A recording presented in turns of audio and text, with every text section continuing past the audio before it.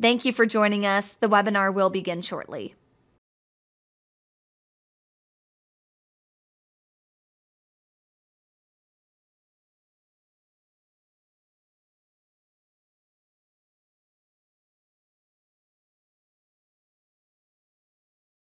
Welcome to today's webinar. PYA understands the importance of clear, relevant, timely information to the industries we serve, so we offer a variety of webinars, white papers, articles, checklists, and other tools, all for free. Subscribe to our e-newsletters, follow us on social media, and subscribe to our PYA Webinar Recast podcast series for audio-only versions of all of our webinars at pyapc.com. If available, presentation materials used in today's webinar can be downloaded from the Handouts panel.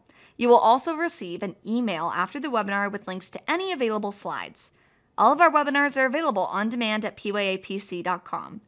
Please stay on the line after the webinar to complete a brief survey and post any questions you may have. Thank you for joining us. Here are today's presenters. Hello and welcome to episode 2 of Revenue Recharge. Today's episode, we're going to cover the back end of the rev cycle. And I also want to say welcome back to our attendees from the first episode that both Sarah Bowman and Kristen Davidson covered when they discussed the front end and mid rev cycle. So today we're going to be speaking about the back end of the rev cycle. Just to ground everybody on this entire series, the purpose of this is really, we thought internally about how can we best serve our clients in identifying net revenue opportunities throughout the process.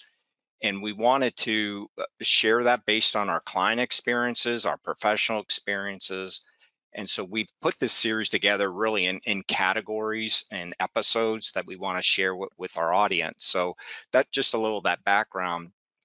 And today we're going to be sharing some slides with some of the content on the back end of the rev cycle, and so you can kind of follow that. But at the end of this session, we'll be sending out a nice checklist, taking that content and putting that out, sending that out to you as for your convenience to kind of use within your own organization. So just want to give that background. So let's go ahead and we'll start with introductions. So I am Bob Paskowski. I'm a consulting principal and I work remotely in Columbus, Ohio. And before I joined PYA, I spent about 27 years with health plans, mostly provider sponsor plans with integrated health systems, and really got a good flavor for both how revenue works, both from a health plan and a provider perspective. Then I joined PYA about 8 years ago, and my role at PYA is to lead our managed care and revenue cycle service line. And most of our work relates to contracts, payer contracts, both from we sometimes just review them, but it can be as deep as going into the negotiations and sitting with our clients and trying to negotiate a fair contract for both parties. We also serve in many clients as an outsourced managed care function, which really gives us a good idea working closely with the revenue cycle team on what are the issues present in those organizations, and really helping look at that back end of the rev cycle, whether that's with a just pure payment dispute, I've got a claim, it's getting processed this way, versus all the way moving toward, if the parties can't resolve that, we actually help sit in an expert witness kind of role and try to kind of share our background on those particular instances. So I'll turn it over to Dave Hall. Thanks, Bob. David Hall, I'm a senior manager based in Nashville, Tennessee. I've been with PYA about 2 years now. My primary role is supporting Bob on revenue cycle projects. And what we normally do is go into a revenue cycle situation with one of our clients, and we look where they guide us, and we try and check to make sure they're doing things appropriately. We offer suggestions for improvement, and we, in many cases, just give them comfort that what they're doing is correct. My background is, like Bob, on the payer side, but also on the provider side. I spent many years with a very large hospital organization, initially in the UK, which explains my slightly odd accent, and then for the last 15 years here in the States. Thank you. Back to you, Bob. Thanks, Dave. Again, just want to reiterate, again, starting with this whole episode, we sat down as a team, Dave and I and others within PYA, and said, what are the best ways to identify these net revenue opportunities? And I think you'll find that these are pretty common of what you hear, but what we want to share some of the success stories and some of our experiences is, again, we try to help identify those net revenue opportunities. So again, today we're talking about the back end rev cycle. And when Dave and I sat down to put together our content here, we found basically that these would fall under 3 different categories, and we'll dive deeper into this throughout this session. The first one is just engage with the key payers. We find that that's an important piece of understanding what issues are, and having those relationships are very, very critical. The second one was around leveraging applications and billing applications and other reporting tools. In other words, using your technology inside your organization to help identify these opportunities. And then finally is around developing robust policies and procedures. Again, the processes need to work for the opportunities to come. Okay, so let's move into, I'll just go ahead and just reveal all of these 3 as we get into engaging with payers. The first one we came up with was just establishing regular meetings. The second one is sharing systemic issues and trends in the claims process. Again, identifying and sharing real claims. And then the final one is around developing resolutions and timelines. So we'll pause there, and I'll let Dave provide some experiences with payers, engaging with payers, and what we've seen in our some of our client projects. So I'll let Dave provide some feedback. Thanks, Bob. So my initial feedback on this is, in my first 10 years or so, I was on the provider side and really resolving many of the revenue cycle issues that I found. Part of the way I found to solve that problem was to have a really good contacts and know exactly who my counterparts were in the payer organization. So I could pick up the phone, they could pick up the phone, we knew who we were, and it was relatively easy to resolve most of the issues that we found on the revenue cycle between us.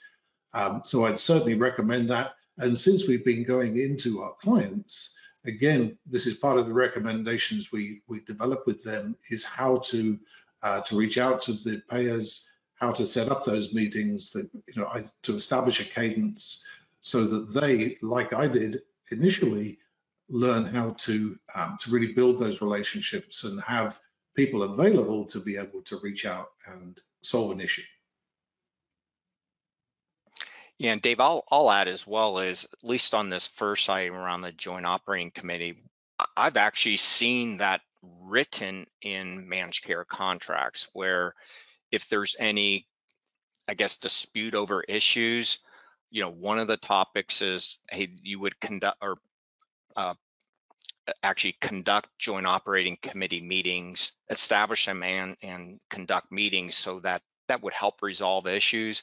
I'll share in a lot of our clients right now, those are pretty much, we're trying to just hardwire those conversations. It's so important to sit down and share. It brings the claims to life. So as opposed to somebody just sitting there looking at more and more claims and bills, you tell the story of, hey, this is a patient with X. Here's what we did. We asked for prior authorization. We sent in medical records. And again, just tell the whole story. It again brings it to life and makes it a little more relative when you're discussing any kind of dispute there. So want to make sure we have those meetings as much as possible. Sometimes there's maybe some reluctancy for the payers to join those calls. If that happens, I would say establishing a regular cadence with sharing of the information. Hey, here's a batch of claims, for example, that we continually see X in a delay. What are things we need to do to fix that claim? And again, there could be things on the provider side that we're not checking all the right boxes. The claims aren't going through clean, or the payer has a new edit that they've instituted that, hey, we just want to understand that information. That helps us, again, make that process a little bit smoother. And so that's a key one. Again, sharing real claims is certainly paramount. As far as resolutions and timelines, as much as you can put things in writing, both sides of those of the parties sharing information is helpful. Many times the contract will dictate timelines. You have to file a claim by this date. You have to process the claim by this date. If there's any dispute over that payment, you have a certain amount of timeline to submit information back and forth. So again, just making sure those timelines are kept. And then we're getting responses back. Always ask for timeline. When do we expect the medical record? When can we expect a claim to be processed?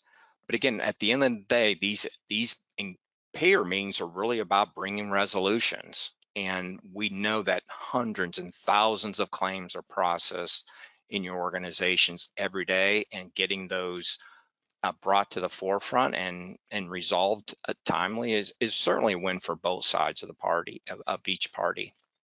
And just to re-emphasize again, the importance of meetings, like this or face-to-face ideally, is very important.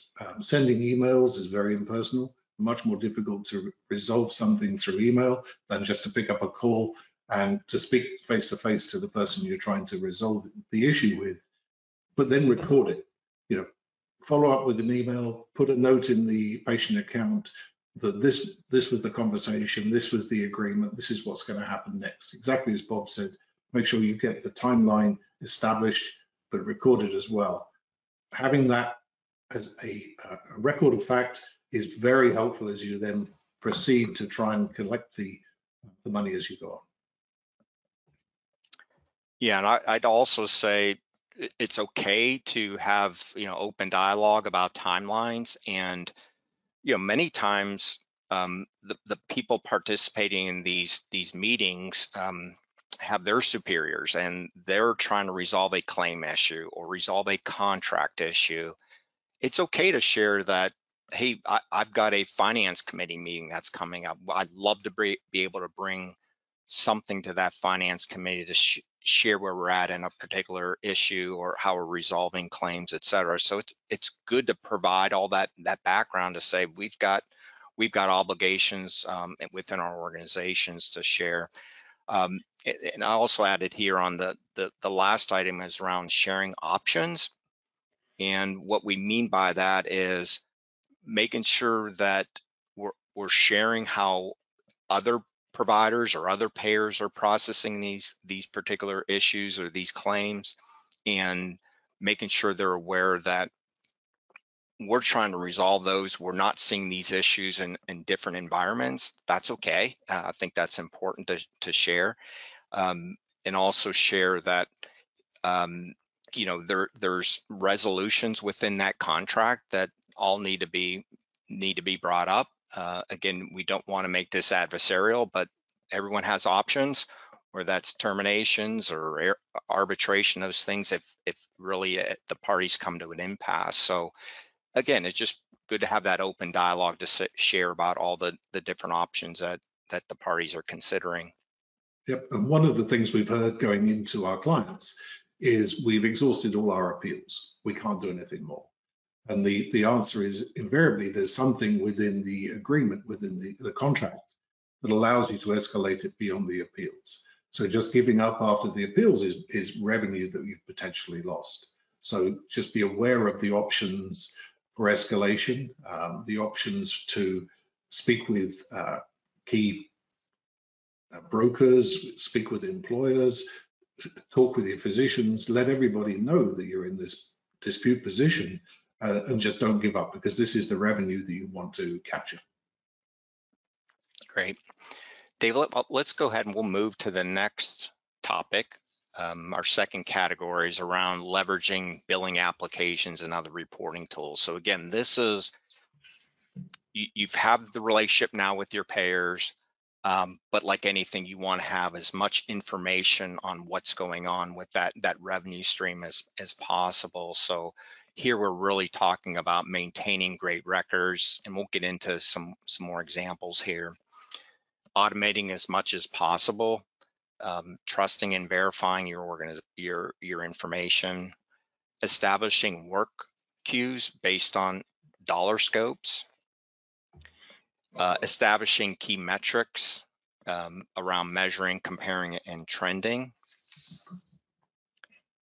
And the last one is just, again, determining root causes and driving new interventions of how do we solve this. So I'll pause there, David, and maybe we talk about some of these individually or collectively here. Absolutely. So maintaining great records, this is one that's an absolute key for me.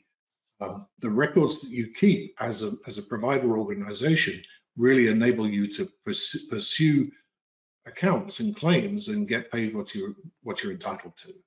I have seen, Bob and I have seen instances where some claims have really excellent records. We spoke to this person at the payer organization on this phone number on this day. This was what was agreed. It makes, following that claim right the way through to get it paid much easier than people who don't keep those records, who maybe keep a note in a book somewhere. It needs to be within the system. It needs to have a timestamp on it, a date stamp, who did it, who said it, and really having that great record gives you so much power as you go forward.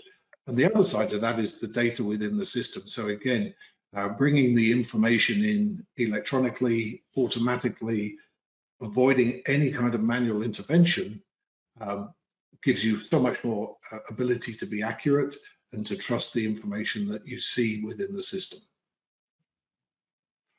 Yeah, just again to emphasize the amount of volume. It just, as much as you can eliminate manual intervention, the better, because there's just lots of activity here.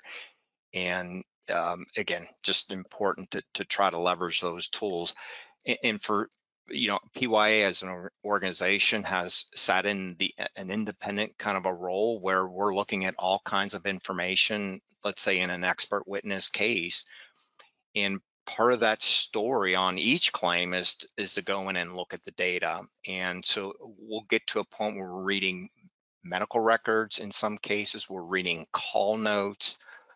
We're looking at documentation. For example, that could be an appeal. It could be a call in to reconsider a claim. All those things kind of, again, tell that story on that one particular claim. If you get to a point where we have to have a third party actually try to resolve this, and obviously that's a challenge. And again, just high volumes of claims, and that, again, just trying to make that as simple as possible. So I also want to talk a little about establishing work queues based on dollar scope.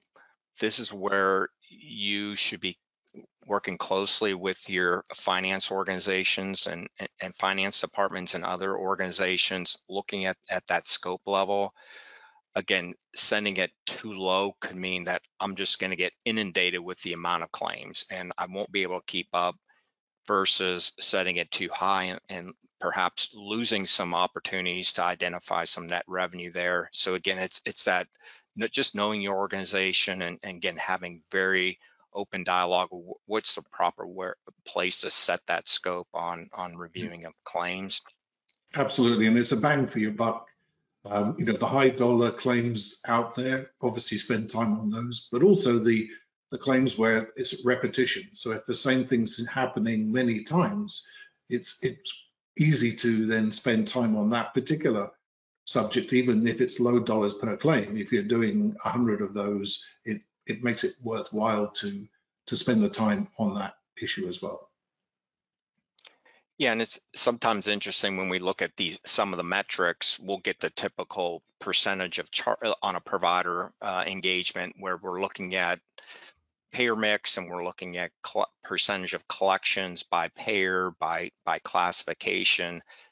Those are good metrics to have, but it's also good to have dialogue with the team that's working that information or behind the scenes in that, because they're going to know where the pain points are in the process. So having those dialogues beyond just the metrics is helpful. I guess to summarize this slide, it's all about being inquisitive, being a little bit like CSI and investigating of what are we seeing in the data that would lend to potential net revenue opportunities. Absolutely, and going back to the trust and verify, the last thing you want to be doing is going to a payer, and I've done this myself, so beware, where something in the information that you've got is inaccurate. So again, go back, trust and verify. If you're going to make a claim to a payer, you want to make sure that you're accurate, because over time, having them and yourselves trust the data that you're exchanging is absolutely key. Anytime you undermine that, either missing something or somebody gave you some bad information, can undermine that trust, and it takes a long time to build it back up again. So just be aware of that. Okay, so we've gone through, first one was engaging, with your payers. The second one is really using your billing applications and your reporting tools, and trying to make sure you're identifying opportunities there. And then our third topic is around policies and procedures. This can be challenging because there's so much activity going on in our industry that getting good documentation is really helpful in policies and procedures. We've basically boiled that down to three main items. First of all was around supporting staff development and training, making that a consistent process as much as possible.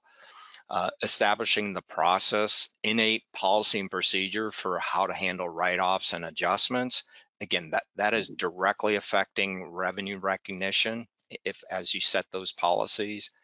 And then the third one is around maintaining these policies and procedures based on industry trends. We know things are changing, as well as any payer trends. So Dave, let's dive into that one a little bit more too. Okay, the staff development and training.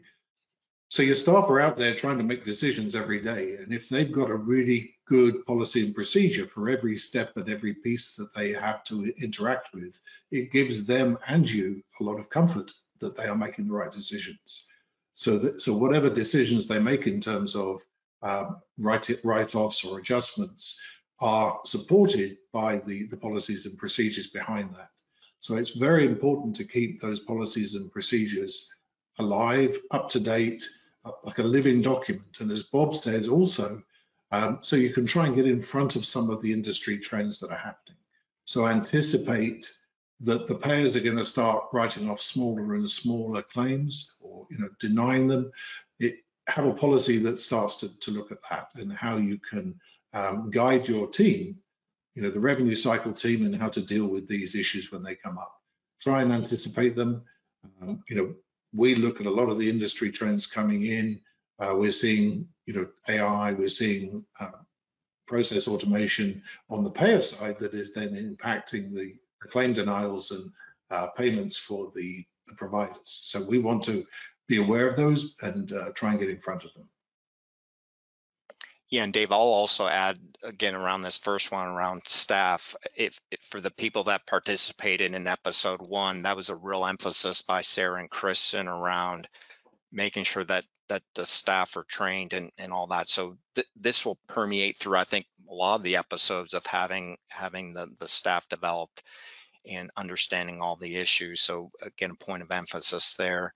On the industry or the trends, that one's ever changing. So I'll give an example on the industry trend. So in 2024, under the new Medicare Advantage rules, there's a process for the 2 midnight rule, for example. So again, looking at your policies and procedures, having to maybe amend those based on those rule changes, and there's more rule changes coming out on that. That's certainly pertinent, as well as payer trends. I actually sat in a meeting between a payer and a provider recently, and the provider was sending out their bills based on their processes, but yet the payer had different requirements, although both of them are trying to follow CMS billing guidelines. But the fact that the payer had some reimbursement policies that may have affected how that worked. So it just, again, that gets back to the first item around engaging with providers or engaging with payers to understand, what things are changing. So again, to make that claims process, the payment process to go a little bit quicker, again, having that dialogue. So those are things that are just trying to keep up with those trends is important. And anticipating the data as well. So if you anticipate the certain element of your data is going to start trending down, then it makes sense to try and have a report or some way of tracking that in the system. Looking anecdotally at a single claim that's not going to tell you the story. You need to be able to track these over time. So if you are anticipating seeing a specific issue, or you start to see an issue, then build a report that shows you the answer. Having a robust report that you can trust to take to the payer and say, look, this is what's happening. Let's try and resolve this issue. You're impacting our revenue. And if you've got that data behind you, it's much easier to address that and then work it through with the payer. Thanks, Dave. Well, we want to thank our audience today for joining us. As we said earlier, we'll take all the content and put it into a nice checklist for you and send that out after the session today. And we look forward to you joining many more episodes of Revenue Recharge in the future. Thank you. Thank you. Thank you so much to today's presenters. Please remember to stay on the line once the webinar disconnects to complete a short survey and post any questions you may have. You will soon receive an email with the contact information of the presenters and a recording of the webinar. Also, the slides and recordings for every PYA webinar are available on the Insights page of PYA's website, pyapc.com. While at our website, you may register for other PYA webinars and learn more about our full range of services. On behalf of PYA, thank you for joining us and have a great rest of your day.